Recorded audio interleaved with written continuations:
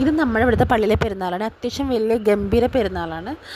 നമ്മളപ്പം 3 പേരോട് നൈറ്റ് പോയി നമ്മൾ പള്ളിയിലൊക്കെ ഒന്ന് അത്യാവശ്യം നമ്മൾ റൗണ്ടൊക്കെ ചെയ്ത് നമ്മൾ ഐസ്ക്രീമും മറ്റു കാര്യങ്ങളൊക്കെ മേടിച്ചിട്ട് അങ്ങനെ ഇരിക്കുക. ലേസും കാര്യങ്ങളൊക്കെ മേടിച്ചു, ലേസറും കാര്യങ്ങളൊക്കെ മേടിച്ചതിന് ശേഷം പുള്ളിക്കാരൻ്റെ ഐസ്ക്രീം മേടിച്ചു കൊടുത്തു. അപ്പോൾ ഐസ്ക്രീം മേടിച്ചിട്ട് പുള്ളി ഐസ്ക്രീമും കഴിച്ച് ഞാൻ ടിഷ്യൂ കൊടുത്തപ്പോൾ നല്ല നീറ്റായിട്ട് ഉടച്ചതിന് ശേഷം അങ്ങനെ ഇരിക്കുക. ഇപ്പോൾ ഒരു ചിരിയും കാര്യങ്ങളൊക്കെ ഉണ്ട്. വേറൊന്നുമില്ല, പുള്ളി ഐസ്ക്രീമൊക്കെ കഴിച്ചല്ലോ. ഇനി നെക്സ്റ്റ് അറ്റംപ്റ്റ് എന്തായാലും ടോയ്സാണ്. അത് മേടിക്കാൻ വേണ്ടിയിട്ട് നമ്മൾ സോപ്പിടുവാണ്. ശരിയാണ്, നമ്മൾ മേടിച്ചു കൊടുക്കും. എങ്കിലും നമ്മൾ പറയുമ്പോൾ തന്നെ നമ്മൾ അങ്ങനെ പോയി മേടിക്കാറില്ല. കുറച്ച് ടൈമൊക്കെ എടുക്കും, നമുക്ക് തോന്നും പാവമല്ലേ എന്നൊക്കെ തോന്നി നമ്മൾ മേടിച്ചു കൊടുക്കും. പിന്നെ എൻ്റെ ആഗ്രഹത്തിന് മേടിച്ചു കൊടുക്കാറുണ്ട്.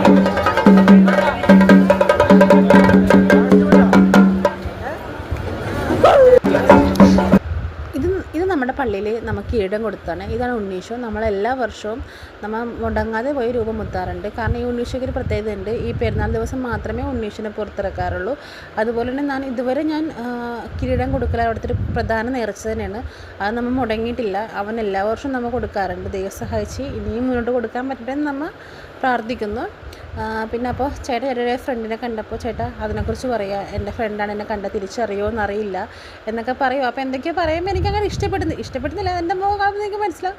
ഞാൻ മതി എന്നുള്ള രീതിയിൽ ഞാനൊരു അങ്ങോട്ട് എന്തോ ഞാൻ വിട്ടു എന്തൊക്കെയോ പറയുന്നുണ്ട്. പിന്നെ നമ്മൾ പള്ളിയിൽ നിന്ന് നേരെ ഫുഡ് കഴിക്കാൻ വേണ്ടി പോയി. പിന്നത്തേക്കുള്ള